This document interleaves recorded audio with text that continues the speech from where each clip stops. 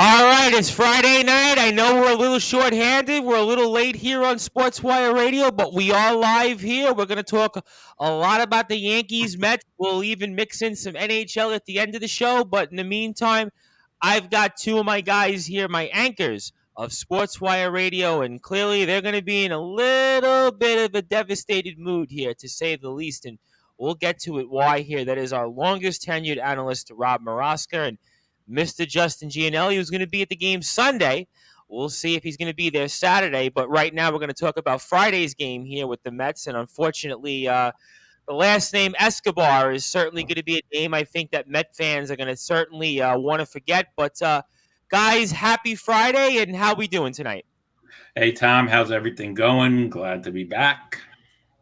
Yeah, I'm doing all right. We're doing all right, I guess, but certainly this was a game that the Mets kind of felt like that was all set up for them to come back here. And the name Eduardo Escobar, I think, is going to be the name that Met fans are going to certainly want to forget, I think, tonight. Yeah, it's pretty tough. Definitely. You know what? It looked like he might have been, starting to hit a little instead of these solo home runs the past couple of games. And guess what? He's back to not hitting. He's back to leaving runners on base. And the Mets need a third baseman who could knock in runs. This is getting ridiculous now. Well, I think a theme that you've seen now with this Met team the last couple of weeks, and I don't know if it has to do with Jeff McNeil or not. I don't know what it has to do with anything. But I have noticed that the Mets with runners in the scoring position the last couple of weeks, they've been the Met teams of old, not the Met team of recent.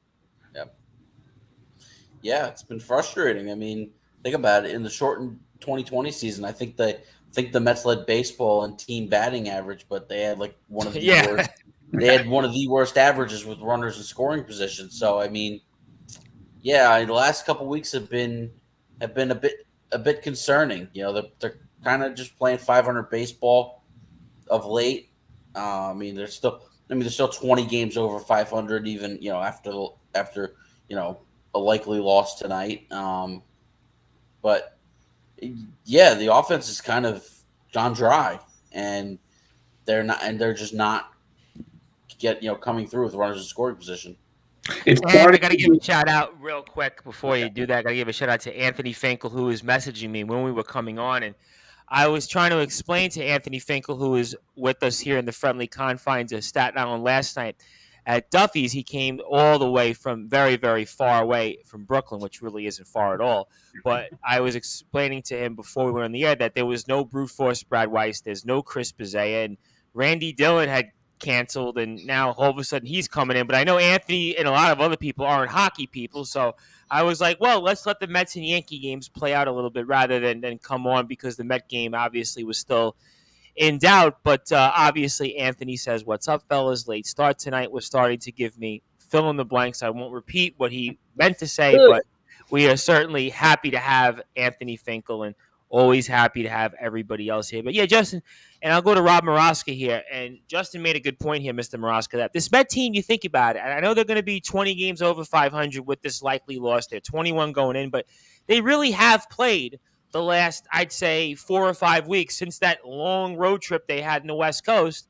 They have really been about a 500 baseball team. Now, they built up the capital. The capital's there, but you know what? The Capitals are almost gone, and we're going to a place that's not so friendly in the confines for the New York Mets, and that is Atlanta coming up here this Monday. So for the Mets right now, I mean, Justin makes a good point. This Met team really hasn't put together like the Yankees or Houston or even a team like the Marlins put together that 6, 7, 8, 9-game winning streak. They really haven't done it this year.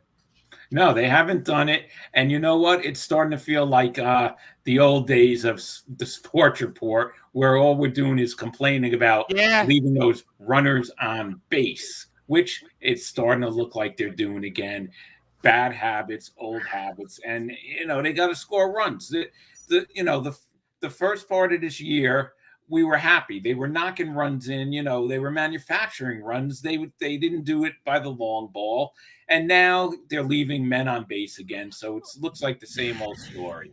Well, this team doesn't, and again, this has been a huge topic of talk radio here over the past, I guess, 7 to 10 days when it comes to the Mets. And we'll get to the Yankees here in a little bit for sure, as obviously the Yankees certainly are on a run, and it's hee-ho-hum for the Yankees. Although they do have some all-star starters I'll definitely get to. I will spend a little bit on the all-star game, but I mean, when you do look at this Met team, they don't really have Justin. They have the one bopper in Alonso. Lindor, he can hit for power. There's no question, but there is no real thunder in this lineup. So when you're not knocking in these runs in these spots and you have to manufacture runs and hit guys over, and the Mets right now aren't doing that, and they really are a lineup that, to be honest, when you look at it, I mean, how many hitters do you really fear in this lineup at the moment?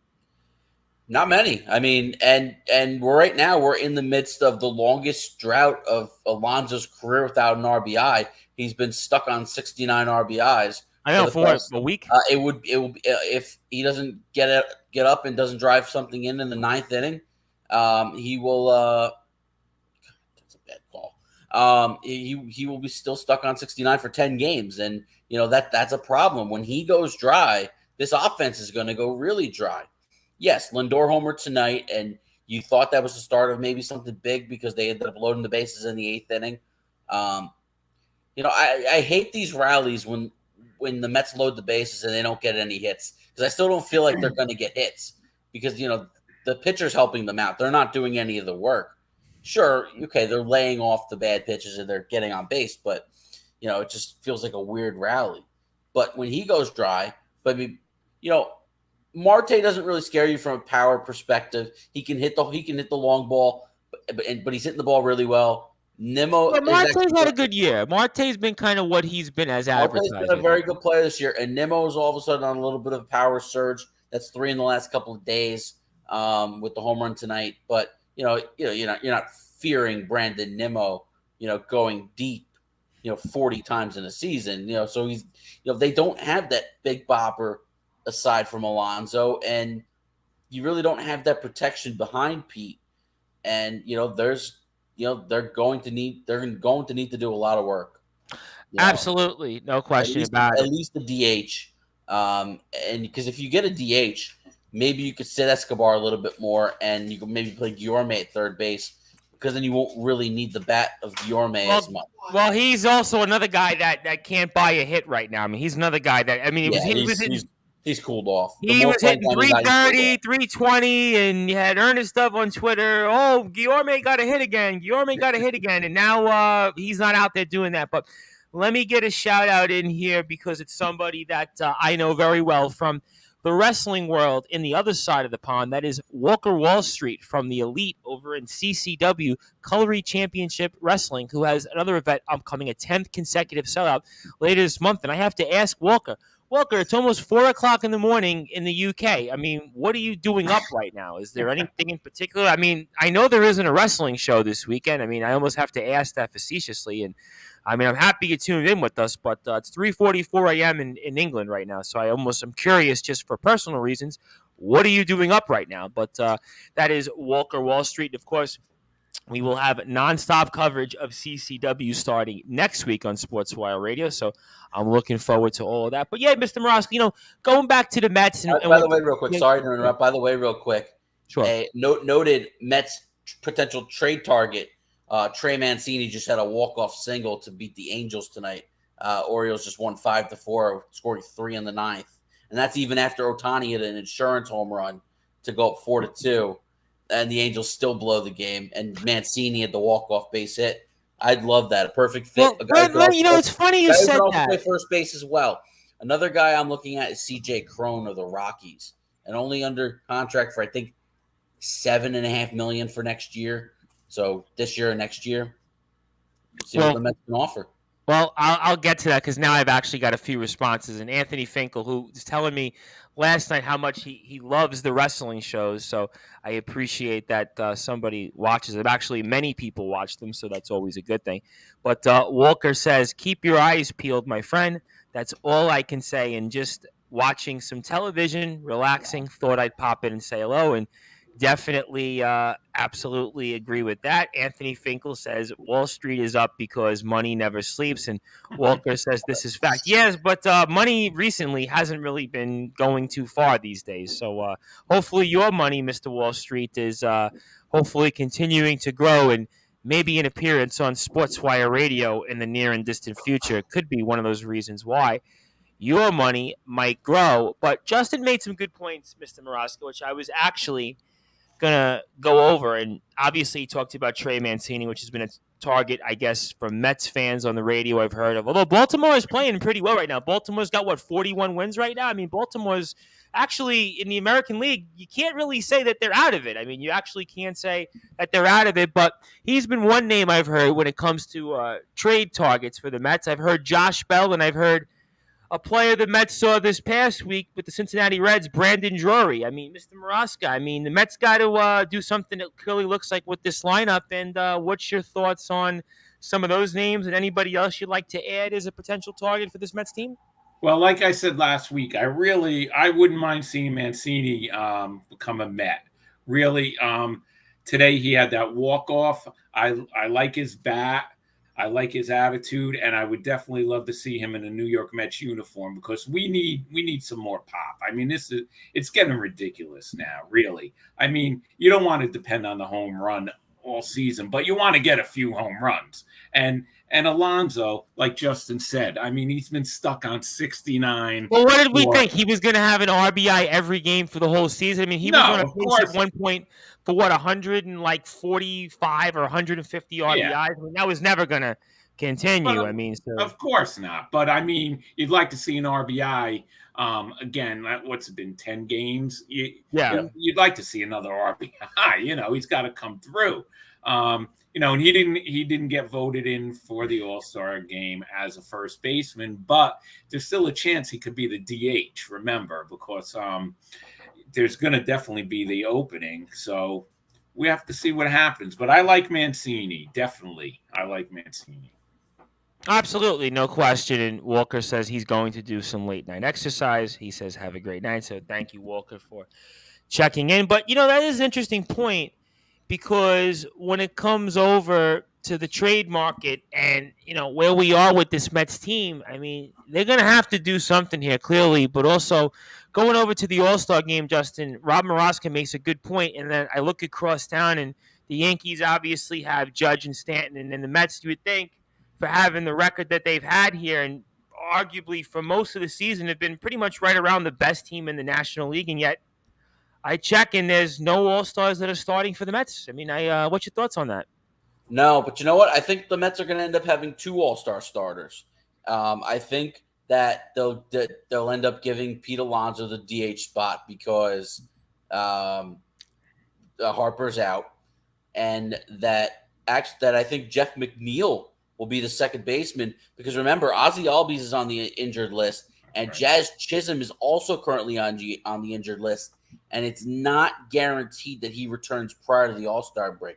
I know he's doing some light workouts back at their spring training facility, but and I doubt Miami would want him to really push it at this point. You know, dealing with a back issue that you don't want to linger, because this Miami team's a pretty decently competitive team. A lot of teams this year they're not totally out of it. Yeah, they're not totally out of it. They got really good pitching. You know, Pablo Lopez, you can say what you want about the Mets wasting opportunities. Pablo Lopez was decent tonight. And then obviously they have Sandy Alcantara, who may very well start the All-Star game on next week. But, it's, I thought it was a little bit weird to see that the Mets didn't have any All-Stars, for the starters, but it's hard to argue against Paul Goldschmidt because his numbers have been out. No, Goldschmidt. I mean, right now he might be the MVP in the National League. Yeah, I think it's pretty fair. 100%. And then obviously it was a fan vote, and Braves fans flooded the quote unquote ballot box. Well, they won the World Series also last year. Yeah, there's always that hangover. But Ozzie Albies has been out for the better part of a month now. and he's likely gone at least until August or September. Well, Stanton made the All-Star game. Was Stanton really an All-Star this year? I mean, the numbers were okay. I think Stanton has pretty good numbers, and when you stack him up against some of the other outfielders, I actually think he's pretty well deserving. Okay. I mean, obviously you got Mike Trout in there as well, and Aaron Judge is the leading vote getter for the American League. I mean, the Yankees got the ones that were deserving. As for others, it obviously it'll depend on the pitching and stuff. Both teams should get a pitcher, or two actually. I think the Mets, right? Edwin Diaz has to get in the All-Star game this year. Yep, and actually, I wouldn't be surprised if they put Taijuan Walker in again. After last year, I'd say I don't know. Do I want him in the All-Star game after last year, where he had a really bad second half afterwards? You know what I think? But you know what I think it was? I think it was just the lack of innings that he's pitched in the last 3 years. Because I just think he kind of wore down. I mean, if you look at his previous 3 seasons before last year, he threw 26 innings in 2020 for Toronto. Right. I'm sorry, he threw a total of 53 innings. He threw 1 inning in 2019. He threw 13 innings in 2018. So he had thrown less than 100 innings over the past 3 years. He throws 159 innings last year.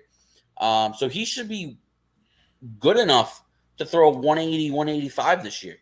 So, I think now that he's got his full season stamina built back up, to where I think that's not going to be an issue.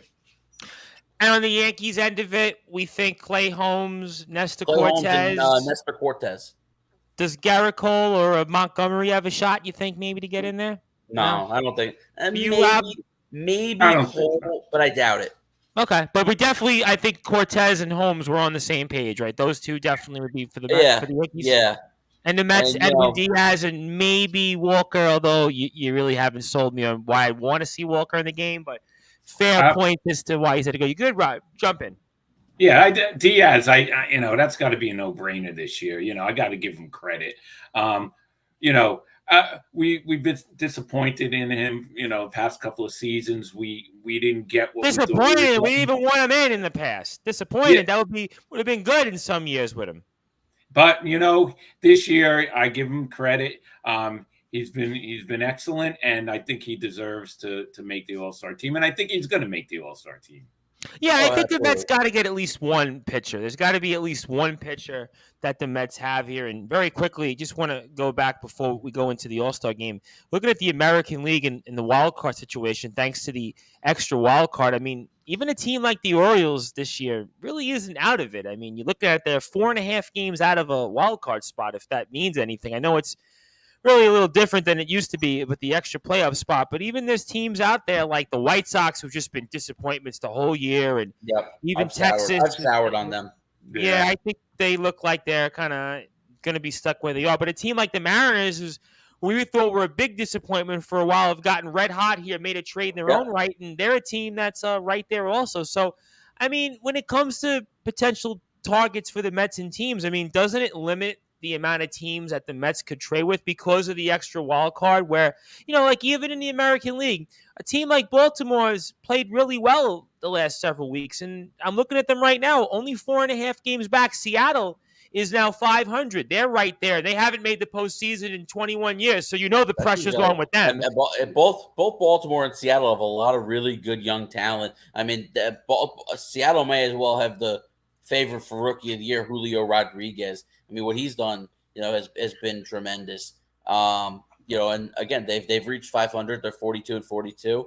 The Orioles are 41-44. That's a big surprise to me. That's a big surprise. And what's the best division in baseball? Baltimore is what I thought Detroit would be this year.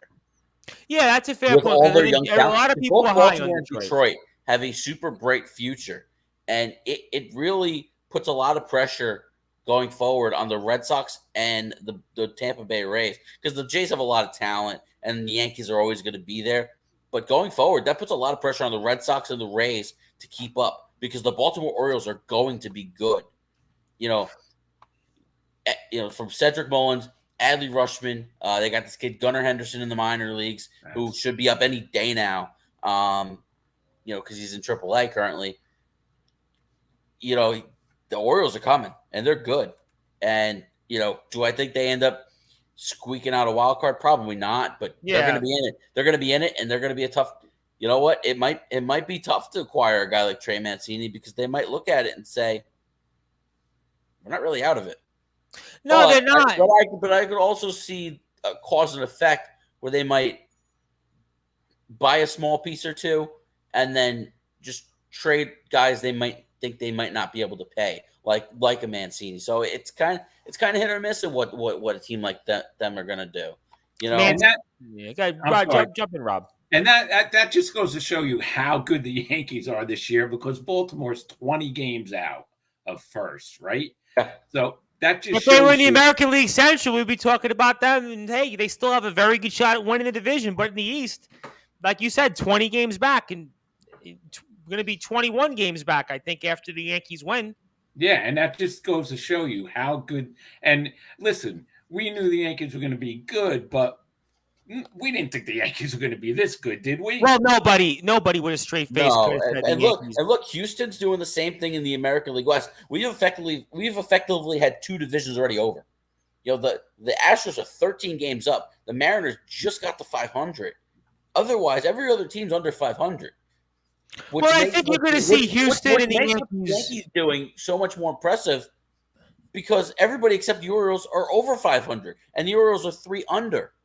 They're not. Well, I think the Yankees and Houston are going to probably both win over 100 games. Yankees are definitely going to win over 100. And Houston's going to definitely get in the hundreds as well. And then everybody else, it's a lot of parity in the American. Listen, the Red Sox were red hot. Now they've come back to earth. They've lost 8 of their last 11 games. Toronto's come back to earth a little bit. I mean, so you look at the American League, and there's a lot of parity. Then Mancini going into action today had a .280 batting average, 8 home runs, 30 RBIs. And he's got 15 doubles, 1 triple. He's got an OPS of 777. Not bad. 423 slugging, 354 OBP. Okay, not terrible. And Mullins also for them's got 7 home runs, 35 RBIs, 16 steals. And Ryan Mountcastle there's got 14 homers and 42 RBIs with a 278 average. So I mean, they're not a bad ball club. I mean, certainly they're going to be. I saw something that put. That put Mancini's home plate appearances to be as if his home plate appearances were at Citi Field, he'd have 17 home runs right now. Which is so fascinating, right? Because they push that wall back, it just looks stupid. Right. I was going to say, because we were all used to thinking of Baltimore as one of the more hitter-friendly parks, and yet now it's actually not. Ohtani actually lost a home run earlier in the game because he had a deep fly ball to left field. Yeah, well, and talking about that division for a second, sure. This is the first time in a couple of years where we haven't been talking about Boone worrying about his job. If you remember. Well, that's going to come after the postseason. I mean, I'm sure that Yankee fans, if the Yankees have a short exit, and especially with this team that's on a pace to win close to what the 2001 Mariners and the 98 Yankees won, if they don't get to at least the World Series, I'm sure. That talk is going to continue again. But, yeah, right now, I mean, you're not going to hear about it. But certainly for the Yankees, I think we all agree at this point with the record in the season they're having, they have to get to the World Series. I mean, absolutely. So, Boone right now, he's fine, but he's going to have to get to the World Series. Yeah, and if they don't, they're going to call for his head, definitely. So the pressure is going to be in October. Oh, absolutely. That's a totally different dynamic in terms of pressure. And we're on Sportswire Radio here talking Yankees, Mets, whatever else is on your mind with 2 of my guys from Sportswire Radio. That is Rob Marasco, our longest tenured analyst here, and also Justin Gianelli of the Baseball Banter Show, which we were playing a marathon throughout the week of on Sportswire Radio. We still have the latest episode in the studio, in the can here for us on Sportswire Radio. You hear some of that throughout the weekend, and Justin will be at some of the Met games this weekend at Citi Field, and the brute force Brad Weiss, who would normally be with us, actually got a ticket literally about, I would say, an hour before first pitch. He got a free ticket just out of the blue, and he was there, and he had great seats, but I'm sure the ride home to Plainview is not going to be too happy. It's going to be very brute-like for him. And Chris Pizzea is away. He'll be back with us next week. He'll be away the following week. And we will be joined by Randy Dillon at some point. We'll do a little bit of hockey. Maybe it'll actually be a good thing. So we'll kind of get away from some Met frustrations and talk about some things in the draft. So maybe that'll be a good thing. There's an Islanders trade I want to get into also. So there are some things there with that. And I am the host of the Sports Report, the station manager of Sportzwire Radio, the Reverend Tom Bryce. And I'll come back to the Yankees and Mets for a second. But I did want to talk about something that Major League Baseball did here earlier today, and the fact that we are actually going to see Albert Pujols and Miguel Cabrera a part of the All-Star Game festivities here and be a part of the game. Obviously, Pujols, this is his last season. We talked about this briefly a few weeks ago on the show and wanted to get your guys' opinions on that and the job that baseball maybe finally did a good thing in terms of getting it right in their players and recognizing their history and heritage in Miguel Cabrera and Albert Pujols.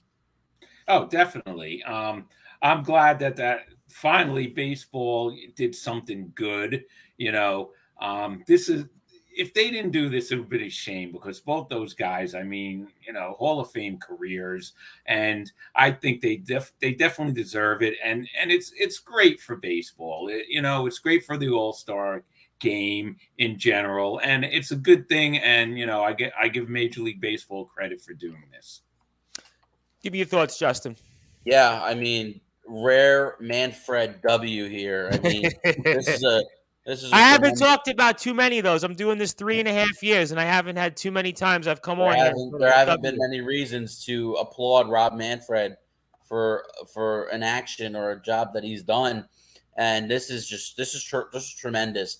And you could actually argue if you look at Miguel Cabrera's numbers, you could actually argue that he's deserving of the spot anyway because he is batting .308. Yes, his power is down. It's not typical Miggy, capable of hitting 40 home runs, but .308, 3 home runs, 31 RBIs, 18 runs scored, a .718 OPS. I mean, not bad numbers. He's still hitting the ball well. He's having a decent year. Obviously, it's great to honor a legend like Albert Pujols one final time. Like for Miggy, I don't think it's his final year. I know he's got some years still left on that. He's got some years that he's getting a lot of money. So he's gonna run a play. He's gonna be there for a little while. But for Albert, I mean, this is one last chance to get to see one of the greatest players of all time. I mean, especially one of the greatest players, if not maybe the greatest player of the 21st century.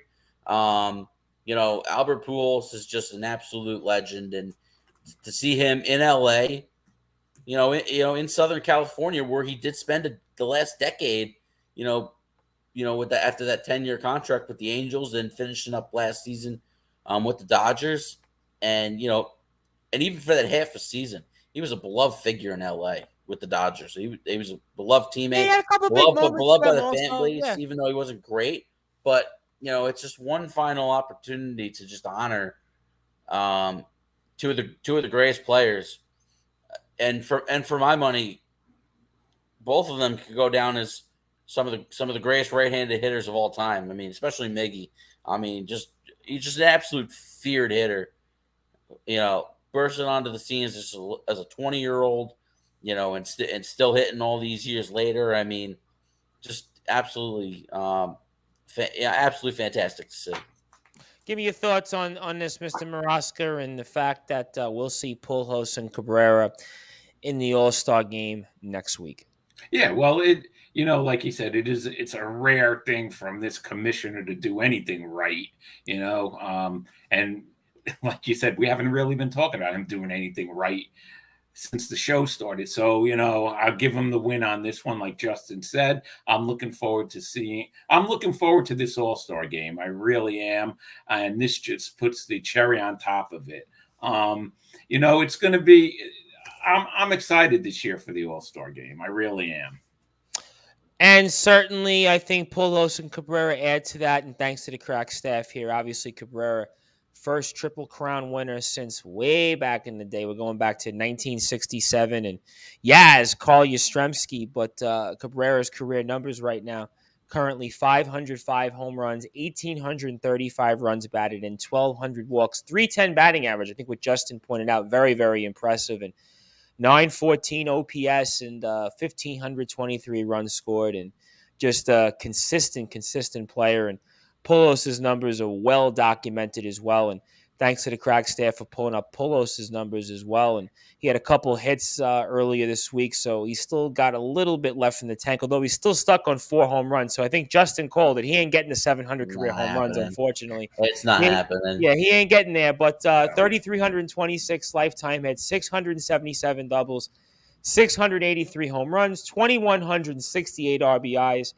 1,358 walks, 296 average. At one point, I mean, he was around a 330 lifetime batting average. So that kind of tells you how far his batting average has fallen here in 1,883 runs scored. And I want to give a shout out to somebody else that I know very well, who's all the way from Guyana. Is it Ghana or Guyana? I think it's Guyana. And Anesta Glenn, who I know Anesta Glenn because I've met Anesta Glenn because she is from Elmont, Long Island, and I won't say who she's connected to, but I have gotten to meet Miss Glenn, and she is definitely a big fan of us here on Sportswire Radio. So thank you, Anesta, for checking. Also, Anesta, I know, was doing some hair work, I think, some hair work out there on Long Island. So go give her a friend request on Facebook. She's doing, I think, was it braid? I think it's all different types of hair work. So don't shoot the messenger if I got some of that wrong, but a huge shout out to Anesta Glenn here, and thank you for her support as well.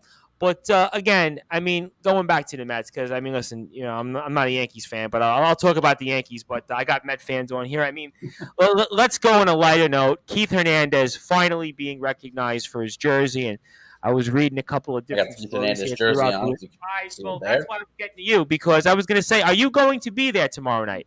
Yes, I will. So what's that mean to you? I'll get to Mr. Maraska in a second because he remembers the trade, and we'll share some memories of that. But walk me through what that's going to mean to you, Justin, to be there tomorrow night. It means a lot. I mean, he's one of the most important players in this franchise's history. You know, especially connecting him to the 1986 championship team. He was really the piece that started it all. The trade in June of 1983, and I think with a guy like Keith Hernandez, you know, I was at the. Was it last year? I think it was. Was it Darling last year? No, Jerry Kuzman, the guy whose number retired last year. With a guy like Jerry Kuzman, you know, I might be a younger fan, and you know, obviously didn't see Jerry Kuzman pitch, right? But you know, I understand his importance to the franchise. But I think overall, his career kind of gets lost because you know not many people saw him play. You know, what's different about Keith Hernandez has been the connection over the last 16 years with SNY. Absolutely. Even though, you know, people like me never saw Keith Hernandez play in the major leagues, you know, we've had this connection to Keith for the past 16 years. And, you know, it's almost like we've known him for the past 40 years. You know, we've known him since, you know, next year coming up is 40 years since the trade. And, you know, it feels like we've known him since then. And he really is the catalyst that started all of it, you know, with him getting traded there, with, you know, Doc and Darryl coming up to the Gary Carter trade, all these pieces that brought together that 1986 team. You know, it's really going to be one of the more special days at Citi Field in a very long time. So, tomorrow is going to be a great day, and the Mets better win tomorrow. Well, they should have won tonight, and they should have, but they should have. But it's not acceptable to lose on Keith Hernandez. Fair point. No, fair points, and we definitely spoke quite a bit about Jerry Kuzman last year on the show, Mr. Maraska, and obviously, I think I have a Jerry Kuzman baseball card somewhere with the Minnesota Twins. I'm pretty sure, which is so bizarre, right? To admit on the air, I have a Minnesota Twins and I think a Philadelphia Phillies Jerry Kuzman card, which probably isn't anywhere worth near what I'm sure a Mets rookie of Jerry Kuzman would be. But you were obviously. By the way, real sure. quick, I think that it's time we start reconsidering Keith Hernandez for the Hall of Fame. Yeah, you know what you think about in terms of just, I guess, what he did both sides of the field, and now we have WAR. I'm sure his WAR is really, really good compared to. And he's the only player who has the most Gold Gloves at his position who's not a Hall of Famer. And he has a batting title, a co-MVP. Correct me if I'm Yeah, wrong. with Willie Stargell in 1979. And wasn't he second in the '84 MVP voting to Ryan Sandberg? Did I get that correct? Was he second or third? I think one of those. I believe you're right on that. And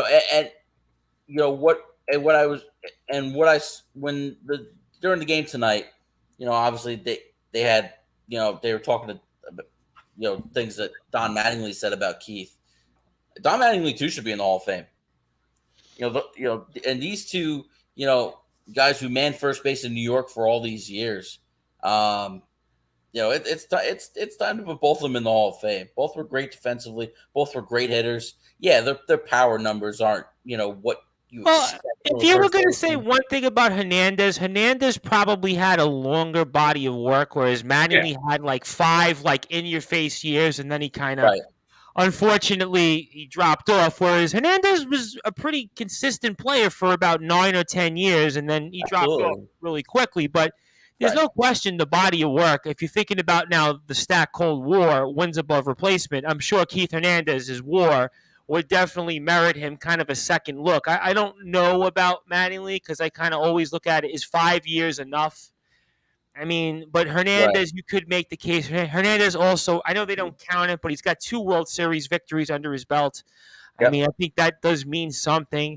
And symbolically, what he meant to the Met franchise. And you're right. He was runner-up in '84. Yes.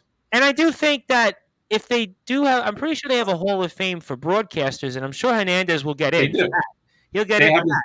They have a wing in the Hall of Fame for broadcast. I feel like Hernandez will get in one way or another. It's just a matter of will he get in as a player while he's alive. But, Mr. Maraska, you were obviously alive in 1983. You remember the trade well. I know we've talked about it here in the past, but what does this day mean to you? Because, there's a lot of Met fans that were around and alive in 1986. And myself and Justin, we weren't alive or we have no recollection of it. But, for guys like yourself, that was a big deal in 1983, getting Keith Hernandez, because that kind of set the wheels in motion. Gary Carter comes in, obviously, Doc, 84. And then you see, players like Ray Knight and Bobby Ojeda. You can go down the list of players where it all crystallized. But, I mean, what does this day mean to you with Keith Hernandez? Well, it's a long time coming, and if it wasn't for my injuries, I would definitely be going tomorrow, but I can't. But I'll be watching it. It's a long time coming. The Wilpons should have done this a long time ago. It should have happened at Shea Stadium. It really should have. And it probably should have happened the minute he retired in 1991. It should have happened right afterwards. Instead, they kept issuing it out.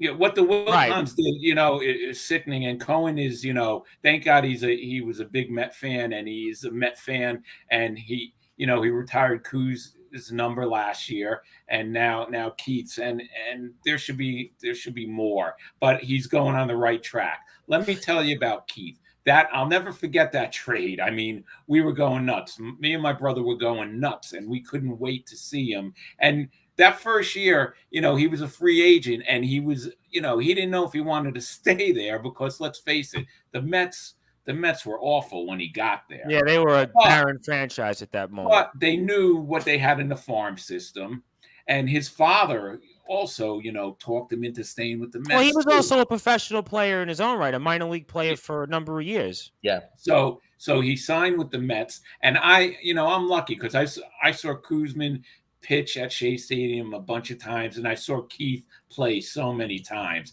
And you guys just can't imagine what Shea Stadium was like in the 80s, especially 86. It was rocking.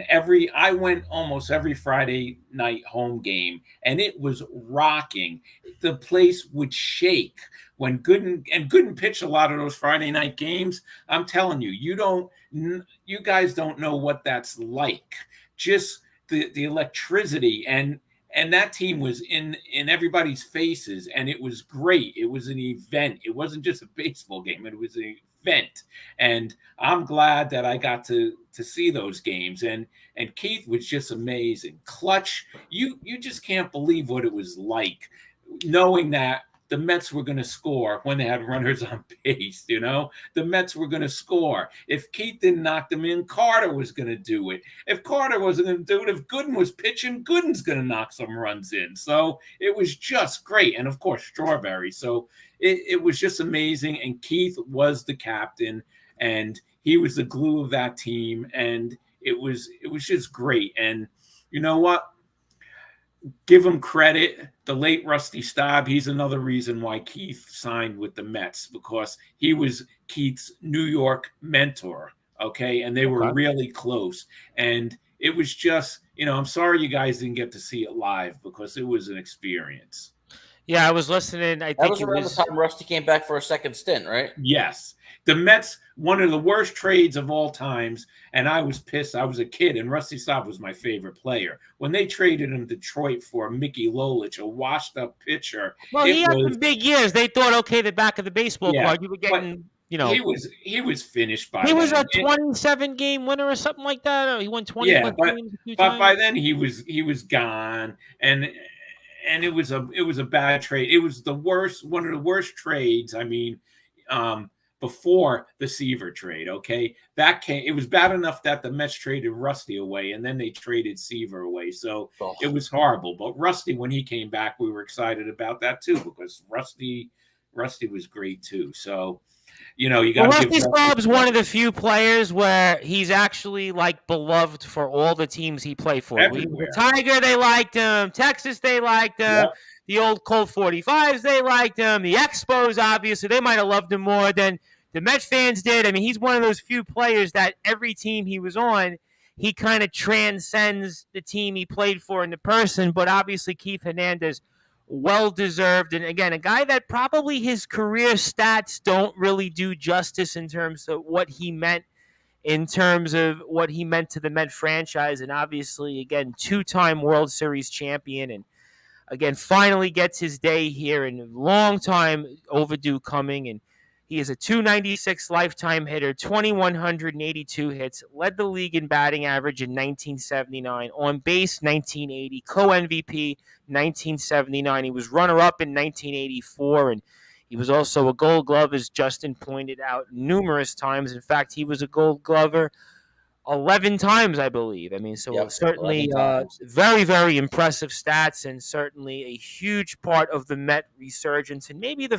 franchise's best run of consistent winning in the franchise's history. So he finally gets his day here, and certainly Justin will be there, and I'm looking forward to getting a recap on that. But coming to the present day Mets, and I'll work in the Yankees here in a second, but Jacob deGrom looks like he's on the way back, and I really do think the Mets need him, because, again, this team clearly is having a hard time hitting, and they're going to need him and Max Scherzer. And certainly Scherzer looked like he didn't miss a beat, and I'm expecting so far from what I see, guys, deGrom down there in St. Lucie, that I'm expecting the same thing from him when he comes up here in a few weeks.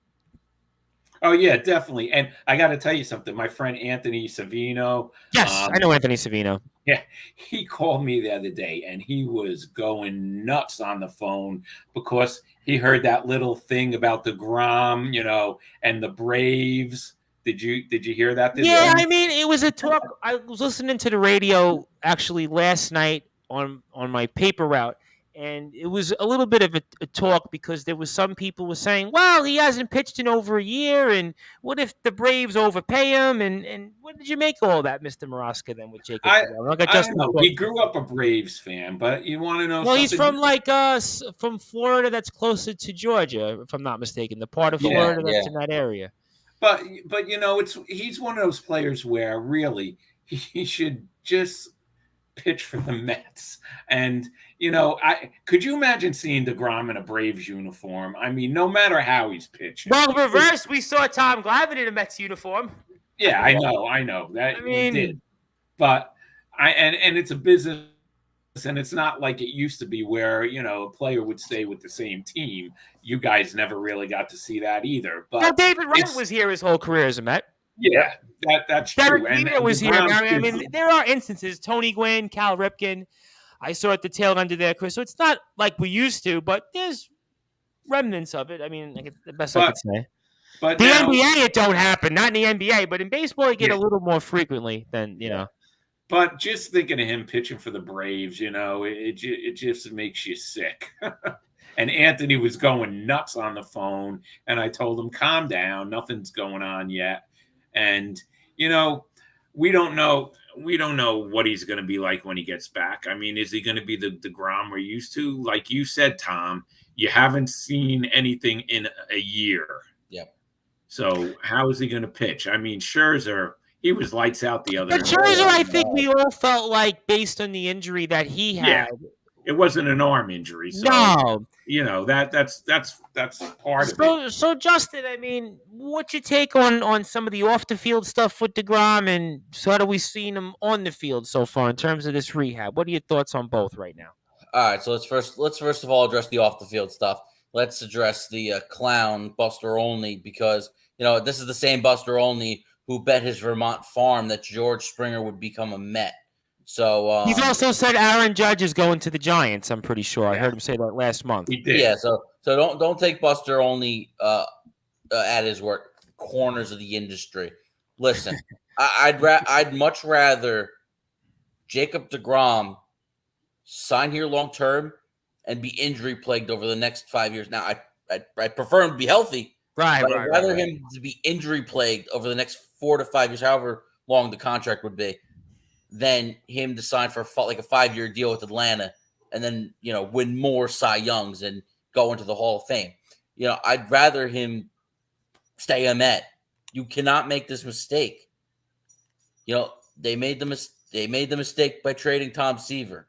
Doc, different, had his issues, whatever. But Jacob deGrom, he's basically our generation of that. Well, Doc, I think, was because he got suspended from baseball. I mean, he had his own issues off the field with drugs and such. So we knew that marriage was going to come to an end. He was never going to be a career Met. But the Mets can't make this mistake with Jacob deGrom. Jacob deGrom needs to be here. And if he signs a 4 to 5 year deal, that's probably going to take him to the end of his career. He's 30. He just turned 34 years old in June. So, how many more, even though his mileage, his innings are down, for a 34-year-old, how many more innings does he really have left? I mean, you think about it. Him and Kershaw are separated by 3 months in age. Kershaw's been in the big league since 2008. DeGrom came up in 2014. I know he played college ball at Stetson, but he was a shortstop at Stetson for 2 years before becoming a pitcher. So, Kershaw, like you said, Kershaw came up early. I mean, he was right. He was drafted out of high school, came up at like age 19, 20. But deGrom should still have some years left, given health, and it has to be with the Mets.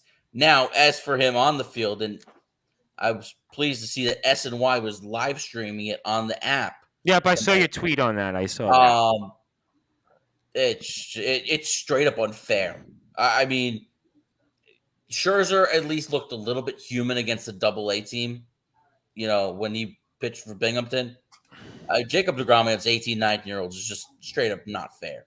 I mean, he struck out, I think, 11 in his first 2 rehab, 10 or 11 in his first 2 rehab starts. It's utterly ridiculous. I mean, he looks like Jacob deGrom, and I don't care whether you're 18 or 19 or you're major league hitters. I mean, that's Jacob deGrom, and you're still not going to hit him. And I mean, fingers crossed that he's healthy, because I mean, I think look out, he's gonna have a huge last couple months. Oh, this team's gonna definitely need him, because we are going to be playing the aforementioned Atlanta Braves. But hey, look at it this way. Max Scherzer coming back on Tuesday night didn't even matter because the Mets didn't score. Jacob deGrom. Oh, we know that. We historically and guess know. What? Jacob deGrom now, based on the universal DH rules, he can't help himself anymore.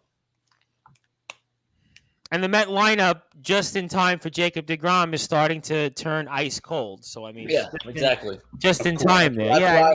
That's why I get the bat in here, and again, fingers crossed that he said tonight he felt good. I listened to his post-start press conference. He said he felt good. So you're hoping Wednesday which would be the 5-day mark again. We'll see where they put him. If they put him in Binghamton and AA, or move him maybe to Brooklyn, or keep him in Florida. But Wednesday would be the next time he pitch. So we're getting probably 3 more outings maybe out of him? They said 3 to 4 rehab starts. I only want to see 3. Get him up here after 3. Get him up here after 3. There's talk of him against potentially the Padres that first weekend back. Okay. That would be the 4th week in July then. That would be right around 22nd to the 24th. All right. I mean, we'll certainly keep our fingers crossed. Hey, Jake, pitch on Sunday the 24th. I'm going. Well, who better to get asked thoughts on than Justin Gianelli about that? Justin, you're having great luck right now. You got Hernandez tomorrow. Sunday, you got Alcantara and Walker possibly you could be seeing Sunday, right? There's a great pitching matchup Sunday. Tomorrow you hope Cookie Carrasco bounces back. I forget who. Braxton Garrett. That's who Miami's pitching tomorrow. And then obviously you get to see Alcantara, which, by the way, Alcantara is lined up to pitch tomorrow, Sunday, and then I think Friday, which makes him a great candidate to start on Tuesday. It would make him eligible. Yeah, he'd have a shot at it. I was listening to Howie and Wayne were talking about that on the radio, because I wanted to throw that out to you guys. What do we think about all-star starting pitchers? Tony Gonsolin looks like he might be lining up to pitch that last game. And he's 11-0. Correct me if I'm wrong. He won his 11th game last night. Yeah, and he's got an ERA like a 1 point something. It's gonna be it. It's.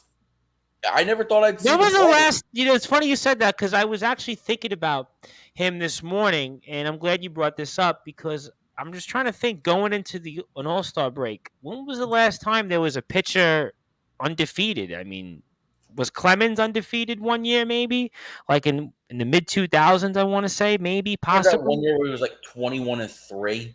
Yeah, and he had like a 20-plus game winning streak at one point. I mean, I was thinking maybe then, but other than that, you guys think... I'm right now checking. I'm also right now checking 2014 Clayton Kershaw, because he was 21-3 that year as well. And by the way, Clayton Kershaw might have himself an all-star season too. And Justin Verlander in the American League also, right. Another guy that, speaking of that time frame, that he's got his own case. I mean, all-star pitchers, that's interesting in terms of... Shane McClanahan in Tampa Bay. Potentially. I mean, he's putting his... I mean, think about going into the season, the unlikely candidates of Shane McClanahan and Tony Gonsolin potentially, not only just being all-stars, but being in the running for potential Cy Young. Well, and on top of that, 11-0. I mean, and who would have thought that? What's his ERA? Tony Gonsolin is 1 point. Let's see, Tony Gonsolin. It's in the ones, by the way. Yeah, it's really low. It is 1.62. Yeah, which is the best. Which is the best in baseball. And Alcantara's got the advantage on WAR, though. He's got a 4.8. Right. And Gonsolin's tied in wins with Verlander. He leads the league in innings pitched as well, because he's out there pitching 7 to 8 innings every time out. I even think he has 2 complete games this year. But and a lot of people within the Dodgers organization have always been, and me too. I've always been very high on Tony Gonsolin, but I don't know if I could have ever envisioned this kind of ceiling. And I don't even think executives in the Dodgers organization, scouts and front office members, I don't even know if they could have envisioned this from Tony Gonsolin. So, I mean, it's just really, I mean, what a time when you're missing Walker Buehler. You're probably going to be heavy in on a guy like a Luis Castillo, at the trade deadline, with the heavy need for a pitcher. Kershaw missed some time this year, but he's back pitching great. I mean, what a time for Gonsolin to have a career year. Also, some other candidates. I mean, Joe Musgrove with the Padres, 8-2 with a 2.09 ERA. I mean, he would be somebody that you might consider in the American League. On the American League side, you look. Of course, we got to see how they line up pitching wise. The last start before the All-Star break, but lot of deserving candidates. Whether it's Justin Verlander, Shane McClanahan, Musgrove, Gonsolin, Alcantara. There's so many good pitchers. There's so many good pitchers this year. McClanahan's got 9 wins. Verlander's got 11. ERA, though, McClanahan has the advantage, 1.74 to, Verlander's 2.00. So, I mean, you're almost talking not much. Flip a coin there. I mean, any thoughts on that, Mr. Maraska, before I bring in Randy Dillon to talk a few minutes on the NHL and bounce back and forth for the rest of the show? I even think like Verlander does have a chance of starting the All-Star game this year. Like do you think Verlander would want it, though? Do you think guys like, would Verlander want it based on age and coming back from the injury? Do you think he would want it? See, that could go either way because he might just want the rest, but he's a competitor, so who knows? And plus, like Justin said, we got to see how everything lines up. So we got a couple of days, and it'll work itself out. But I don't know. He might want sometimes you hear these players do want the rest instead, but if it was me, I'd want to start. I definitely agree with you here, and we're joined here to talk a little bit of NHL in between here for the last 40, 45 minutes. That is our very dear friend, Mr. Randy Dillon. And Randy, how you doing here tonight? I'm good, fellas. How are you guys doing? I'm hanging in there, Randy? obviously. Always good to have you. It seemed like I wasn't sure who was going to be on tonight. We had the Brute Force Brad Weiss, who got last-minute Met tickets. We had Chris Bizea, who's away somewhere. And then we were kind of like, well, we'll kind of figure it out here. And Anthony Finkel got to talk about KD quitting on Brooklyn and trying to run to a number 1 seed. Soft like baby, fill in the blanks. I mean, we went over that last week. I mean, nothing. There's been nothing over the last week. That I'll give my quick. Yeah, give a quick take because I really wanted Brad on this, but Brad's not here, so we'll do it next week. A lot more on it. There's not much to even discuss, so it's kind of good that we're not really talking about it because it really hasn't happened. The Nets want a king's ransom. Teams don't have or don't want to give up a king's ransom. No deal. End of story. So this is going to drag out for a very long time. And I will say the reason I think Anthony Finkel wanted me to bring it, because we were at Duffy's last night, we were talking about it, but I anticipated myself and the Brute Force Brad Weiss to kind of riff off it. But the Brute Force Brad Weiss, as I mentioned at the top, last minute got free tickets to a Mets game and didn't invite the rest of us. I was in a good mood. Despite the Mets' frustrating loss, I was actually in a really good mood. Yeah, and the Brute Force also didn't invite anybody else from the Sportswire radio team, but that's here nor there. But we'll definitely get into that for sure next week when the Brute Force is here, and we'll see what kind of mood that he was in. And Randy, I mean, a lot to get into in the NHL. I do want to spend a few minutes on it because there was a number of trades, and the New York Islanders actually made a trade that I think was kind of substantial. Yeah, I think this trade is very interesting for the Islanders because I think, they have one of the youngest defensive core going into next year where you have Pelech, you have Dobson, Wallstrom, and now you have Romanov. It's a very young, inexperienced defense, and I'm very interested to see how this defense do because you don't have the veteran coach in Barry Trotz there now. It's Lane Lambert, who's an experienced assistant, but he hasn't been here as a head coach. So this is going to be a very interesting team now. Could the Islanders go out and get a veteran defenseman to help out? Possibly, but there's not many out there that I think would be quality to help the Islanders where they are. So it's going to be interesting to see what's going to happen here. But let me ask you a follow-up, though, on that, considering that the Islanders do need a veteran man, and obviously Chara is not coming back to Zdeno Chara because Zdeno Chara is like 400 years old at this point, and I realize why they brought him in. It didn't really materialize, but I mean, with a move like this, then, I mean, if you know you need a veteran guy, now there's a lot of upside here with Romanov, but you did give up a lot for him, quote unquote. I mean, why do it? Why make the move, you think?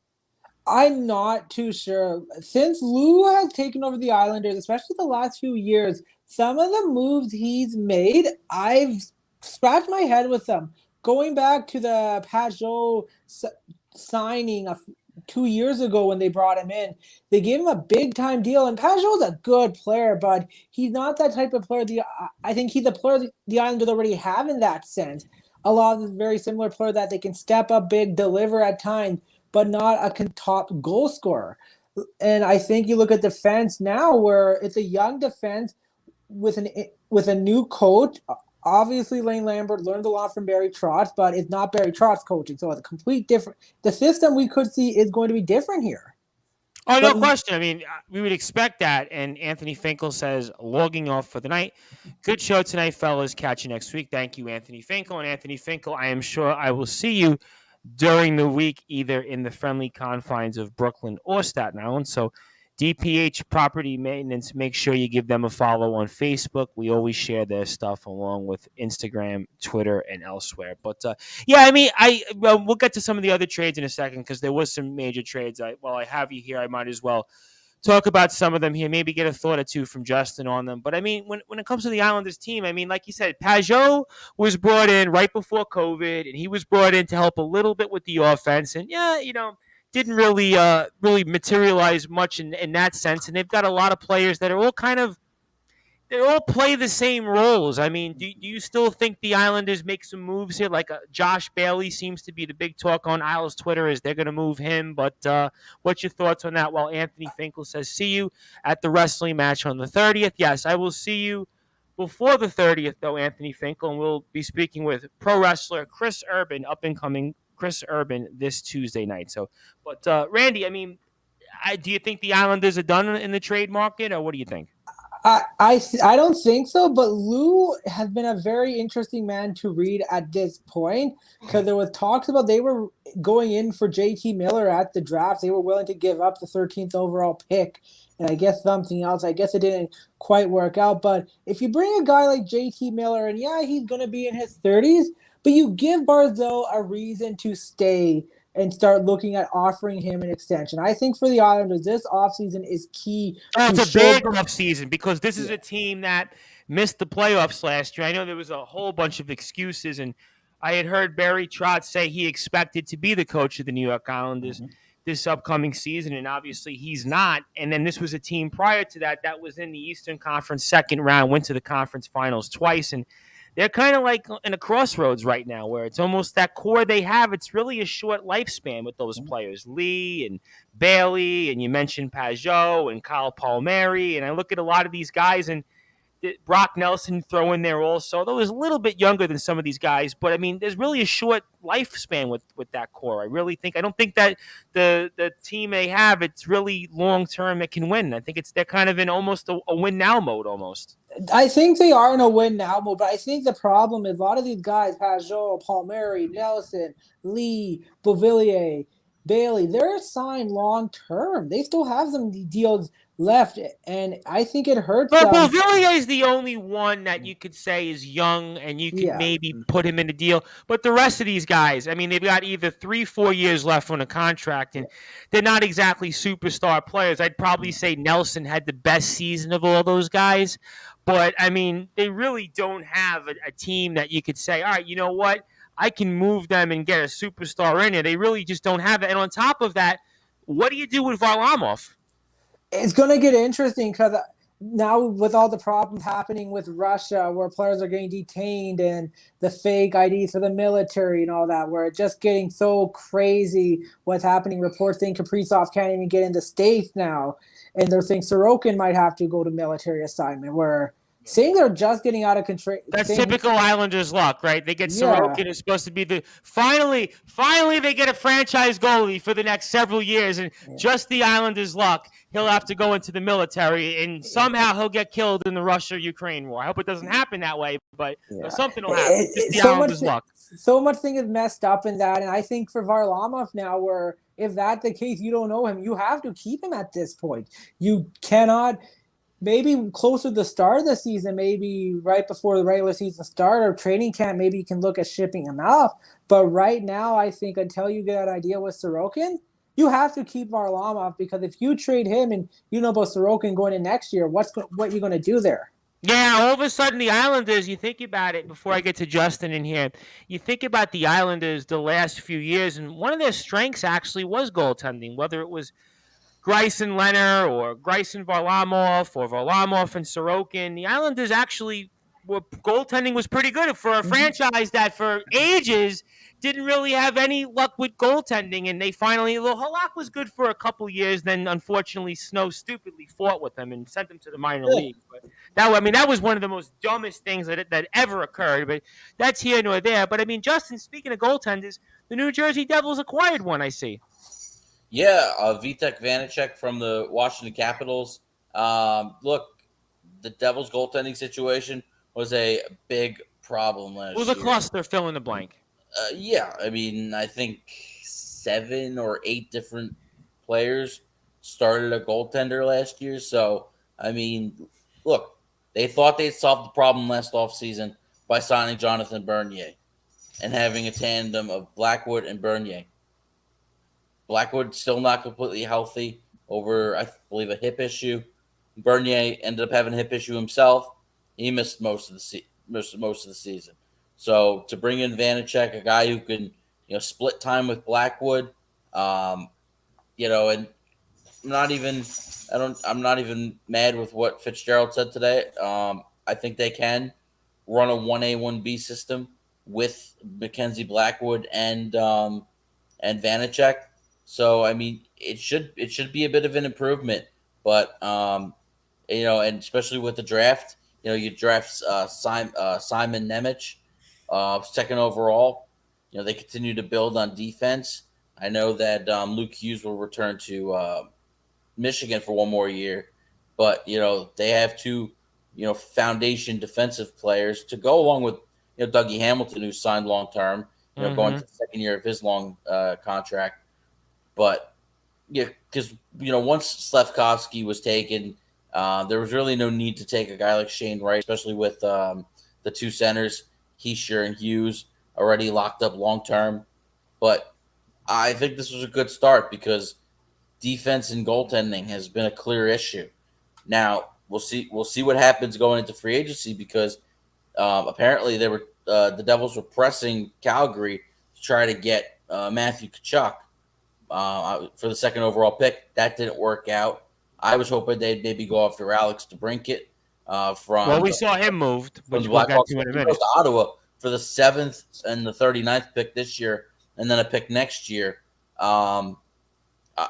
which I'm not quite sure what exactly Chicago's doing. But yeah, I was gonna say Chicago. It's a mess. Chicago all of a sudden now is. You want to talk about clusters? They're in a cluster right now. Yeah, and they got a new head coach, Luke Richardson. Going into this year, and I feel bad for him because Chicago is going to be one of the worst teams in the league. But the Devils have a lot of money to play with. There's been a lot of talk about Johnny Gaudreau. We'll see whether or not he comes to New Jersey, whether or not maybe Philly puts in an offer for him. I'm not exactly sure what their cap space is because I believe they just had to add, I think, about $5 or so million with the Tony DeAngelo trade.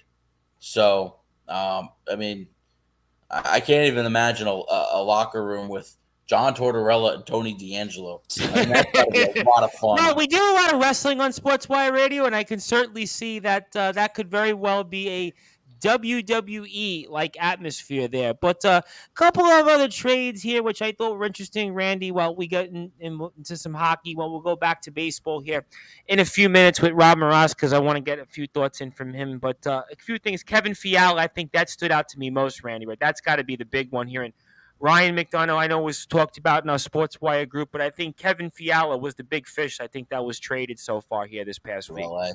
It was a big trade. Big trade there. And I think for people looking, that Pacific Division, it's going to be tough. You have right there, the Knights are going to bounce back next year. There's no doubt about it, I feel. Well, they missed the playoffs by a point. They still got the same core they've had. So exactly. And they have a new head coach in Bruce Cassidy, who I think is really going to help that team gel and take them strong. The Oilers cleared up a lot of cap space, got rid of some dead weight and Mike Smith and Duncan Keith.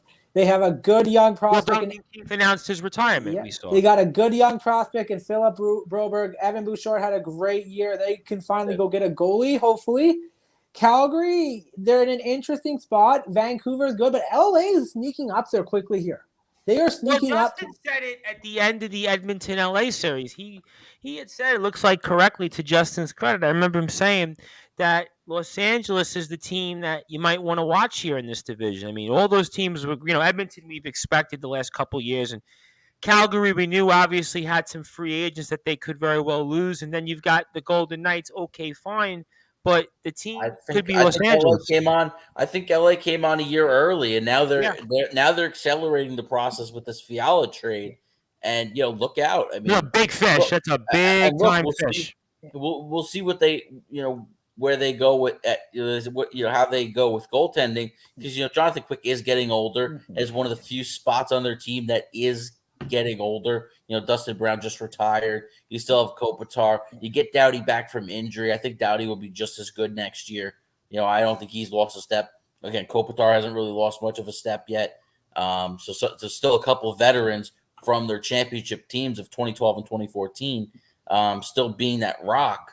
And between Jonathan Quick and Cal Peterson, we'll see if they could put it together in goal. But I mean, the Kings, don't sleep on the Kings next year. They're going to be really good. Oh no, absolutely. The Kings are Tom. The Kings are going to be good, and they learned a lot of tough lessons without Drew Doughty in the playoffs. Like Matt Roy from LA and a couple of other players. I can't remember the name top of my head. They played really good against the Oilers. Now, to Justin's point, the King goaltending is going to be the question here because Quick getting older. I feel like Cal Peterson, he still hasn't grabbed that. He's shown in height and sign that he can be a great goalie, but he hasn't taken away to force Todd McClellan to go with him more over Quick. Last year was, I think, a 50-50 split for most of the season. So that until the postseason, then it was strictly Jonathan Quick. You go with the veteran who's known the playoffs. Well, yeah, you're in a playoff. And hey, they took Edmonton to a 7th game, and they could have. Hey, they were up. Don't forget, they were up 3-2. Yeah, and they had them on the brink. And to Randy's point, two guys that to me that actually stood out in that series defensively without that learned some lessons without Drew Doughty were Mikey Anderson and Sean Dursey. Both of those guys are going to be a big part of this defensive core. And they have cap space to spend, so they can sign these guys. They're going to spend on free agents too. Yeah. I think, for them, a name to watch, because it hasn't gotten done yet. There's been a lot of talks about the deal getting done, but it hasn't happened yet. Is Philip Forsberg. We talked about that here. Is Forsberg about to hit the market on the 13th? Watch out for LA there. And Philip Forsberg is going to be interesting because LA they're saying the Islanders might be there. Heck, Calgary, if they can go side with Johnny Gaudreau, if they feel like it's not going to get done, do they go run to Philip Forsberg? Because, hey, he got his Swedish line mate Elias Lindholm here. So I'll tell you what, I mean, if you I'm hearing Calgary's getting very pessimistic on the whole Gaudreau situation. And to Chuck as well, there's some concern here from what I've heard from Calgary fans that he's wanting to sign a 1-year deal to hit free agency right after. Yeah. Well, I mean, those are some things here that we'll have to ponder, and we're on Sportswire Radio here for about 20, 25 minutes here with some of the guys. That includes Randy Dillon, who you hear on the Hockey Fan Chat, and of course, you can follow Randy on Twitter and Instagram, also the Hockey Fan Chat group on Facebook. Our longest tenured analyst here, Rob Maraska, and also host of the Baseball Banter Show, that is Justin Gianelli. And I am the host of the Sports Report, the station manager here of Sportswire Radio, the Reverend Tom Bryce. And if you like what you hear from us on Sportswire Radio, you can always give us a like anytime on Facebook at Sportswire Radio. And 24 hours a day, 7 days a week, 365 days a year, you can listen to great shows like the Hockey Fan Chat, like the Baseball Banter on sportinarium.com/player. And we will be back live Monday night. We will be back live talking all things related here to the world of professional wrestling and some sports. I think we're also back Sunday now as well. We have a segment with the Asset Stephen Cross, so a lot to look forward to. We're also talking boxing. Next week on the show, we'll have on pro boxer, undefeated Mark the Tank Ellens. And the guy looks like a tank. He's literally built like a tank. Let me tell you something. This guy, I mean, we had on Paul Pierce last Thursday, and you thought Paul Pierce was big. You thought he was built. Wait till you get a load of Mark the Tank Ellens. So I'm looking forward to speaking with Mark the Tank Ellens before his huge world title fight, July the 23rd in Portsmouth. So all great stuff with that. So those are some things to look forward to. And, of course, nonstop action wrestling coverage, the LWF, CCW, Odyssey Pro Wrestling. In fact, we were actually supposed to do another segment tonight, but I was actually so tired I just forgot about it. So, unfortunately, sorry to the Ronin Brian Adenson will make up for it, I'm sure. But we are talking all things related here to the world of sports with some of my guys here. So we'll come back to baseball here before we get to closing thoughts and a few thoughts on the NHL with Randy. But Rob Maraska, I mean, give me your thoughts here on the Yankees and anything else related to them that we missed upon since we did a lot of Mets heavy talk for the first hour before Randy came in. What else could we say about the Yankees? The Yankees are the best team in baseball right now. I mean, there's no argument there. I mean, Houston's right up there, but I still think the Yankees, even though, that series against Houston, they had problems with Houston, but I still think the Yankees are the best team in baseball. I didn't see this coming. I mean, I knew they were going to be good, decent, and we were actually complaining about their off-season moves. We didn't think that they had a great off-season, and now look at it. So, it's so ironic that, you make an interesting point, and it was, I know you were on those streams, and Justin, and certainly Chris Bazea was on them, and the Brute Force Brad Weiss, and we were like, I don't know about this Yankee team. And I heard different people that have Yankee shows here on Sportswire Radio, like the Pinstripe Chronicles and the Upper Deck podcast and Talking Rivals. I don't know. This Yankee team, Steinbrenner didn't spend. But, I mean, 61-23, right? I mean, I guess they knew what they were doing, I guess. Yeah, they definitely did. I mean, I didn't see this coming. I mean, Justin, did you see this coming? Not at all. No.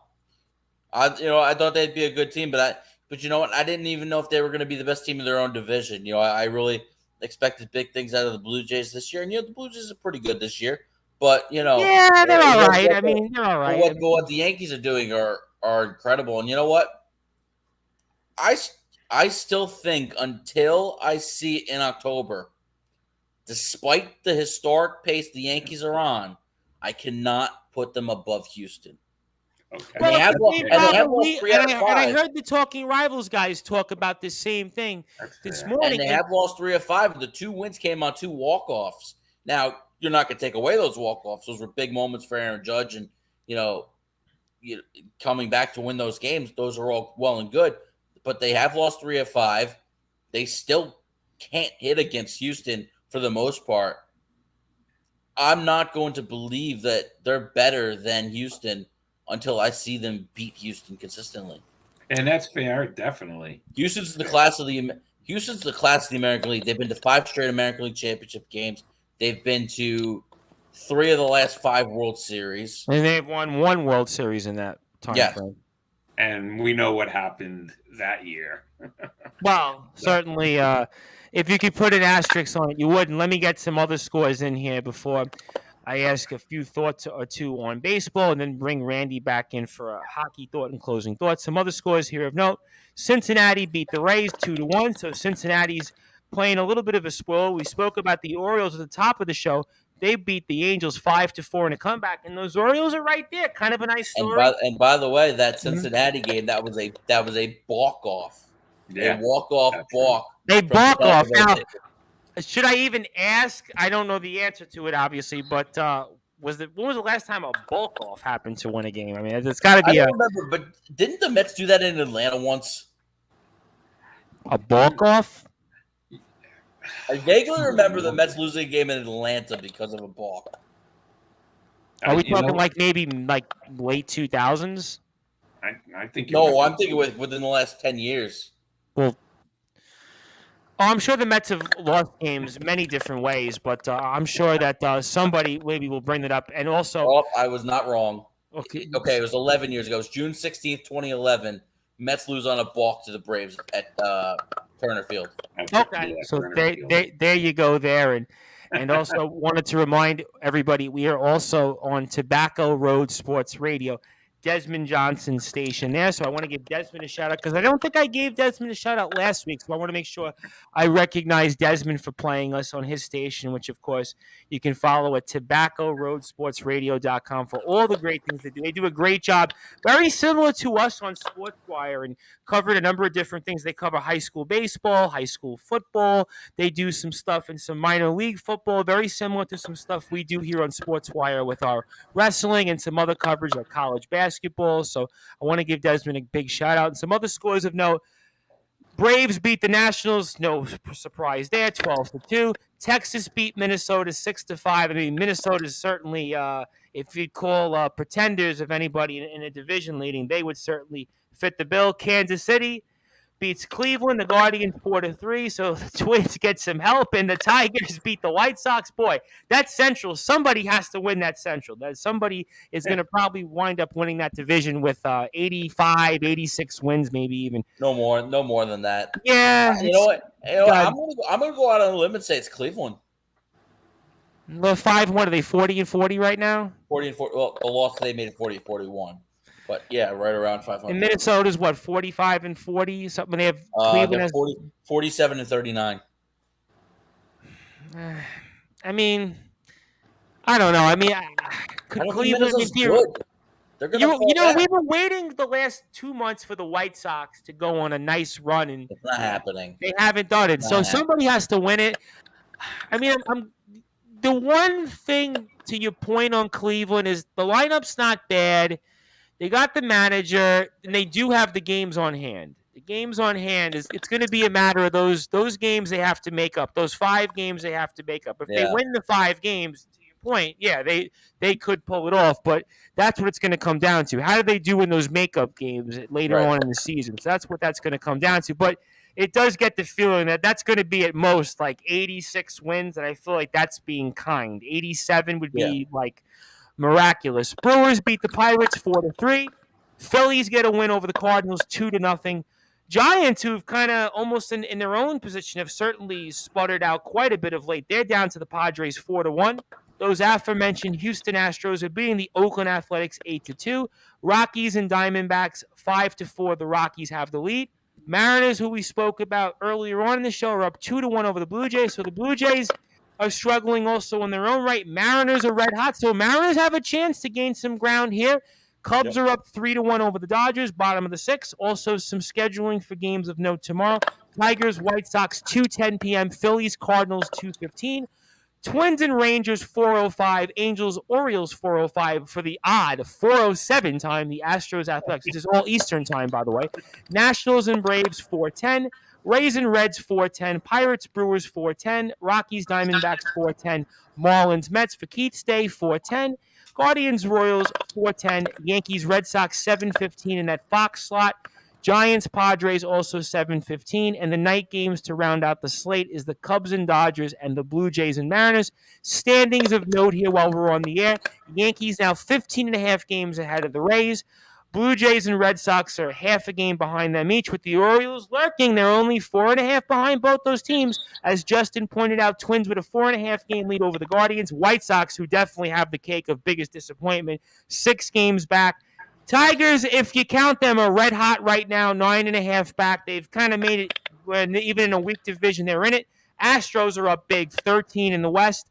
Over to the National League, we know the score. Mets are 2.5 ahead of the Braves only. Phillies are 7 back, but they are in it for the wild card. Marlins are also right there with that. Brewers have now opened up some room over the Cardinals, up 3.5. Padres and Dodgers are separated by 6 games now, with the Dodgers in the lead, and the Giants have kind of sputtered off there. So those are some games there of note. And Randy, before we move on here to closing thoughts, give me a thought or two that you're watching. I know that the offseason still kind of ways to go here in the NHL, but is there anything else you're watching when it comes to the NHL, of some things you're watching of closely here on maybe on the Hockey Fan Chat show, or anything just in the league? Vladimir Tarasenko. He's someone I am watching because we saw earlier this week Jake DeBrusk from the Boston Bruins rescinded his trade. He doesn't want to be traded anymore after Bruce Cassidy was let go. He wants to stay there. Tarasenko still wants to leave. And with 1 year left on his contract, it's going to be very interesting for the Blues what they do. Now, obviously, this team can still, I think they'll for sure make the playoffs still next year, even without Philly Husso and that, but with Bennington. But if Tarasenko doesn't want to be there in the last year, how is that going to affect that team? And again, the big thing going to be watching is what's going to happen with what's happening with Russia, because we saw yesterday Gary Bettman released a statement saying, we're not going to get involved. And I know a lot of people are shaming Alexander Ovechkin because of his relationship, how he supported Putin and all that. Now he doesn't want to say anything because it puts him in a tough situation with his family. But It's getting interesting because with the main Russian players, there was a lot of talk the years before about Russian, and I think there was only one Russian taken maybe in that first round. That was by Washington. So this is really big. That could jeopardize a lot of team with Russian. And then the last thing is, what are the Penguins going to do with Evgeny Malcolm at this point? I think his Letang re-signed, right? 6-year deal. He re-signed too. Yeah, I don't know what the heck Hextall's thinking. Letang's gonna be 40 the time that contract is done. The Penguins need to. Are you doing that because you're honoring him for saying, "Hey, thank you for getting me all those Stanley Cups"? Is that basically what that contract was? I don't know because Hextall came in after those Stanley Cups. Lemieux is no longer the owner. It's a completely different ballgame now in Pittsburgh. Now, obviously, a defenseman like Letang, it's hard to find. He's a very good, reliable defenseman. But don't forget, he's had injuries problems. I think you go back to that 2017 Cup, he didn't play a single game in the playoffs. So if one injury for him, and he could be done. And that could really hurt this team. Well, I'll tell you who you should be asking on that, Randy, before we move on here and get one more thought from the guys on baseball before closing thoughts. Jen Shefero, I'm sure, would definitely know a lot about I will talk before the season. Me and Jen will definitely do another episode here, and I would love to get her opinion on the Penguins. I'm sure she's locked in on the Pittsburgh Penguins. Yeah, because I've seen her reaction. She's not a happy camper. And Jen Shefero is one of those people, because I've had her on here before in the past, and she's one of those people when she knows something, there's like no arguing, no debating. Jen Shefero, she knows it, and but she actually has some connections there with the Pittsburgh Penguins. That's the reason why I bring that up, but I will definitely look forward to that for sure. But let me ask you guys, Justin and Rob, one more thing on baseball before I move on to closing thoughts here in tonight's show, and kind of an abbreviated Sportswire radio show, which was, I guess, kind of a little sad in some senses because I did kind of miss the Brewforce Brad Weiss this week, but he unfortunately had Mets tickets and didn't tell us he had extra tickets. So, but that's here nor there. But I heard something on the radio for the Mets, and I don't know if this really would do anything for the lineup, but just for laughs, I thought I'd throw this out there for you, Justin and Rob. And I was hearing a trade being bandyhooed. I guess this was different callers, and I guess it made sense, but I don't know if it really would help both sides, especially the Giants. And I heard Wilmer Flores for J.D. Davis. What do you guys think of that? Well, actually, considering the fact that the Mets are bad against lefties, I actually would not mind that. He's got 9 home runs and 41 RBIs this year. Historically crushed lefties, and J.D. Davis seemingly can't hit a ball more than 95 miles an hour or faster. You like that trade, Mr. Maraska? I mean, Flores has got 9 home runs and 41 RBIs, which was a little bit more than I thought in terms of RBI, and he actually holds a record in the Mets history books, and the fact that he actually is the all-time leader in game-winning RBIs in Mets history, which I didn't realize he played that long and was that clutch for us. So that was in terms of walk-offs, game-winning RBIs. He's our all-time leader. But does that help the Mets at all, you think? I mean, I guess from the Giants' standpoint, it would help that they get a player in Davis who can play multiple positions, still under contract, and Flores you're probably going to get rid of him anyway if you're the Giants, and he's played here before, and obviously, Met fans liked him, and maybe he has something left in his bat, which seems like he does, but he's not really quite the power threat you're looking for. But what do you make of something like that? For J.D. Davis, I mean, I wouldn't mind that trade. I mean, Davis finally hit a grand slam, but I don't see him. He's just been a disappointment this year. So, you know what? That's like, just a one-on-one trade here, getting rid of Davis. Flores comes back. So, if it happens, it happens. If it doesn't, it doesn't. But, if it happens, I wouldn't mind it. Flores making $3.5 million this year, and he's a free agent after the season. So in one sense, if you're the Giants, maybe you actually bite the bullet and make the move. Flores turns 31 next month, so that's it. You get rid of a more veteran player now, and Davis is 29, and Davis is under contract. Looks like till 2025. He's arbitration eligible a couple of different times. So you have somebody who's under control for a little bit. And certainly, again, Davis is definitely not been the player that we had in 2019. I remember speaking about J.D. Davis in 2019, and he was like, oh, we had to have him in there. He was just every time he was up there, and he was just super duper great and clutch. And unfortunately, hasn't done a shell of that what he had in 2019. But those were some of the things we spoke about here tonight on Sportswire Radio. Mix it up a little bit. Spoke some NHL, spoke a lot of baseball. We'll definitely next week get into some NBA. And I was actually advised by Anthony Finkel not to talk some NFL because the reason he didn't want to talk about the NFL this week, which I'm sure some of the guys here might feel, is that it makes him feel like winter and fall are a little bit closer to coming, and that has to make him think about cold weather. Whereas right now it's in July, and he doesn't want to think about cold weather. So, I mean, that's a fair point. Although in Calgary, we know in the playoffs it was snowing out there. Not too long ago. So, I mean, in one sense, in different parts of the world, you get different things. But that was what Anthony Finkel told me. He's like, don't talk about the NFL because it makes me sad and think about that.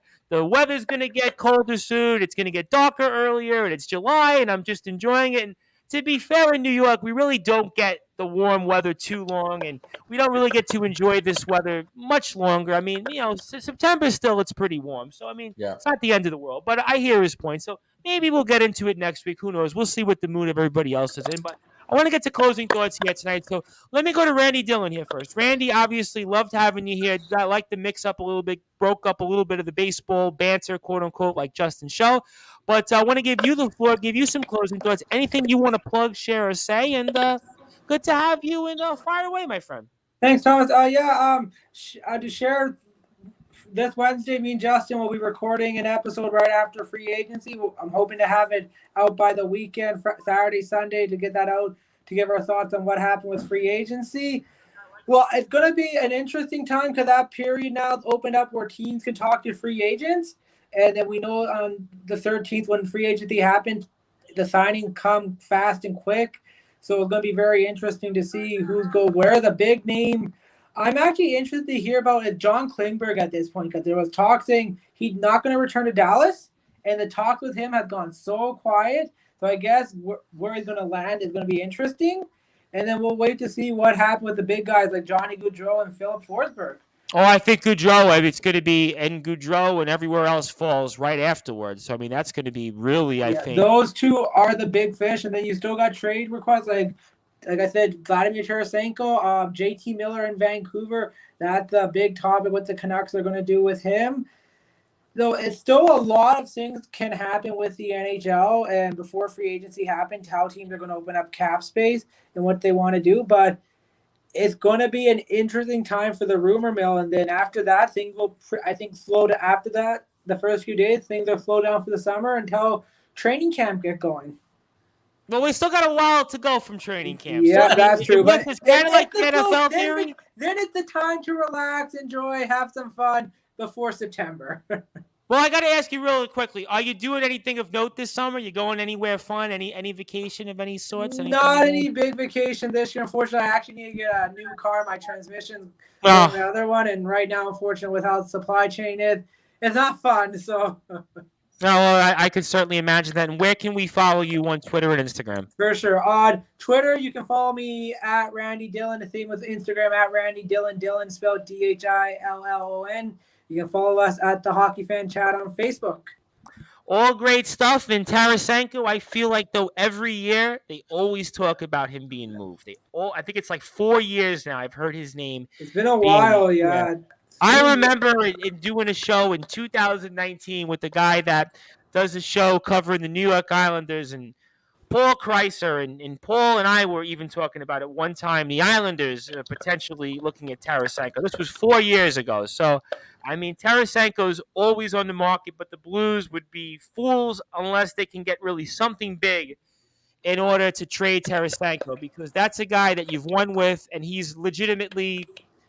I wouldn't say top 5 player, but maybe top 15, 20 player in the league, maybe right around there. So if you're going to move him, you better get something in return. That's all I'll say on Tarasenko. He's still a good player. He can put up 30. He's a point-a-game guy, 40 maybe, depending if you get hot. But he's a consistent goal scorer. And when you have a point-a-game player, you better make sure that you get something back. That's all I'll say. So you gotta make that decision there. We'll see where he lands or if he stays in St. Louis. Great job as always, Randy. Looking forward to next week. Justin, I turn it over to you, my friend. I certainly hope that you enjoy this weekend here at Citi Field. Let's hope the weather cooperates. Let's hope we get some wins for our Mets, and hopefully you give us a great report and recap of Keith and everything else here next week on the show. And I turn it over to you. Anything you want to plug or share related to the baseball banter and social media. And thank you for all you do for us on Sportswire, and the floor is yours. Yeah, thank you, Tom. I'm excited. This is a special day in Mets history. Like Rob said, it's a long time coming because this is somebody who means so much to this franchise, and and then like I said before, because he's been a broadcaster for SNY, us younger fans have been able to connect with him basically, over this past decade and a half. So, really somebody who could mean a lot to a lot of generation of Met fans, and I think tomorrow is going to be an amazing day. And again, let's hope the Mets bounce back, get a W. Let's get a good performance out of Carlos Carrasco, and score some runs off of Braxton Garrett. So, I'm looking forward to that. Probably Sunday night will be the next baseball banter. This episode will probably be mainly focused on Keith Hernandez. With some news and notes and stuff mixed in. Sure. But a lot of talk with Keith Hernandez, and more of what he meant to the franchise, and what his career has meant to Met fans. So that's what you got upcoming. My Twitter is at JGNLE12, and my baseball banter account is at bballbantersm. All great stuff here. Looking forward to that. And before I get to Rob Maraska, Randy, I actually wanted to ask you one more thing, and I just forgot about it, and I feel like I've got to ask because you're a wrestling fan like me. What do you think about what happened with the news here earlier with Vince McMahon? Because something tells me here that Vince McMahon might be going the way of our English listeners like Boris Johnson when it comes to the WWE. So I have to ask you very quickly before I get to Mr. Maraska's closing. It's pretty devastating for Vince McMahon. It doesn't surprise me because we know Vince had this history, but it's just like how it's coming out, how the world is. It's just like he's done such even a good for job. Vince at this point, this is devastating. Exactly. I think for him, this might be it for Vince. I think Stephanie and Triple H, I think they're going to be running the show unless the WWE decide to give it to Nick Khan, which, like I said, how the memes have been on the internet. Yeah, but Stephanie, Vince controls the votes still in a weird way. So exactly. Like Boris Johnson sort of has the votes with his party to get the next leader for the next year. I'd be hard-pressed for me to see Stephanie McMahon not running the WWE. No, I think at this point it's going to go to Stephanie and Triple H. And then it'll be interesting if Shane get back in the mix. I think that's going to be the big thing. Yeah, I had thought of that. I had the way things kind of ended there with Shane and the whole talk. And then it gets very interesting because AEW, I feel, is a little bit messy as well right now with how the product's been, some of the storylines. They have too many wrestlers. They signed too many wrestlers. And the funny thing is, like, a couple of things I noticed. I talked to someone about this quickly. I'll mention Keith Lee came in, so much hype. They put him in a tag team. No one said nothing, but with WWE, they were saying, oh, they're misusing him. And then if someone would say how the Matt Hardy and Christian feud, Cajun feud looked like it's happening, if that was happening in WWE, people were saying, well, you're not pushing the young guys. So I think they're in a little bit of a funk right now where they're not pushing some of their homegrown talent and some younger talent that really helped carry them off. They dropped the ball with MJF and that promo he delivered last month. To me, they've become in a sense like what the problem that TNA had when they brought in all the older talent that WWE and WCW had the same problem, is that they have so many people they've brought in. Listen, they had Christian, they've had, they're bringing him back into the fold. I mean, you've got Jericho lurking around. You've got obviously Sting and Darby Allin, and you've got Rusev that you've brought in, who had a huge push and kind of they're trying to bring back up, and all these guys they have, too many of them. And I feel like ever since, like, I don't want to be rude, but I feel like ever since kind of Punk got there, that's when things really went downhill. Because that when Punk, Adam Cole, Bryan Danielson went in, and even with, like, I was reading reports about him saying he had another concussion now, and they were thinking this next concussion could be it for him. And Kenny Omega, we still don't know when Kenny Omega is going to come back. Yeah, he's hurt right now as well. With like the only thing I can say they've done well with Sting, like they really have done a good job with him putting with Darby Allin. But ever since I felt last year, Darby Allin. Yeah, but I feel like it's been too long, and you're almost waiting for that moment to Darby and Sting kind of have that, like where they had Christian kind of make the turn. Eventually, something has to give there, but it hasn't happened. I feel like when Darby Allin lost to CM Punk last year in Chicago at All Out, and they couldn't build anything about that. They kind of made him go to Eddie Kingston with MJF, and then won the title from Hangman. I felt Darby Allin hasn't recovered from that. They haven't been able to rebuild. No, they haven't, and that's some stuff I did want to get into. So, obviously, we talk a lot of wrestling on Sportswire Radio, and I thought we could be here for hours. Listen, you know that, Randy, and we cover literally everything on Sportswire. But in fact, I actually, before I get to Mr. Maraska, I had a wrestler reach out to me who has been on a number of our streams. The guy Slugger Hampton. Slugger's a very, very successful wrestler in the UK. He's actually a champion right now for a company that we do a lot of work with, CCW, Colory Championship Wrestling. And he wants to do a show with me, and I have to figure out the time itself. And we have a very good friend of mine, Jacob Davitashvili, of course, a star player for the Finlandia University men's basketball team. And, of course, Jacob was on the show a couple different times, and he actually likes the wrestling talk. So who knew? We gained another viewer because of all the wrestling talk. So, yeah, Jacob, I can't say I miss the old wrestling era. I mean, I love all the eras of wrestling, but wrestling is definitely – wrestling goes through ebbs and flows. Right now, wrestling is like crypto. It goes really up and it goes really down. Right now, I kind of think wrestling's a little bit on the downward, and at least in America, not in the UK for sure. The UK scene is just unbelievable. But right now, the major companies, they're kind of like hit the plateau. So that's all great stuff. But Mr. Maraska, I want to give you some closing thoughts. Anything you want to plug, share, say. And can't thank you enough as always, my friend, and fire away. Thanks, Tom. I just wanted to say tomorrow is going to be a big day at Citi Field. Like we said, it's a long time coming. It should have happened at Shea Stadium, but at least it's happening. I'm glad that Steve Cohen is doing this. So, Justin, have a great time tomorrow. I'm looking forward to watching the ceremonies and the game. And I just want to say I'm so lucky that I got to see him play so many games at Shea Stadium. You guys have seen the tapes of the games and, you've heard about it, but being there, seeing the man play, it was just, it was just awesome. So I consider myself lucky. Anyway, people could reach me on Twitter at @RMaraska and on Facebook at Rob Maraska. And thanks again, Tom. And great show, guys.